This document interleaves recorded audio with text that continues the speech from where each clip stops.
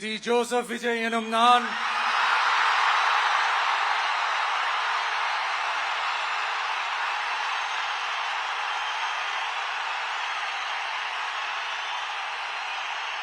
சட்டப்படி அமைக்கப்பெற்ற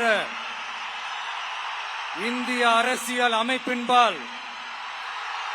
உண்மையான நம்பிக்கையும் மாறா பற்றும் கொண்டிருப்பேன் என்றும் இந்திய நாட்டின் ஒப்பில்லாத முழு முதல் ஆட்சியையும் ஒருமையையும் நிலைநிறுத்துவேன் என்றும் தமிழ்நாட்டு அரசின் முதலமைச்சராக உண்மையாகவும் உளச்சான்றின்படியும் என் கடமைகளை நிறைவேற்றுவேன் என்றும்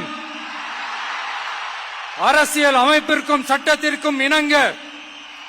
அச்சமும் ஒருதலை சார்பும் இன்றி விருப்பு வெறுப்பை விலக்கி பலதரப்பட்ட மக்கள் அனைவருக்கும் நேர்மையானதை செய்வேன் என்றும் ஆண்டவன் மீது ஆணையிட்டு உறுதிமொழிகிறேன்.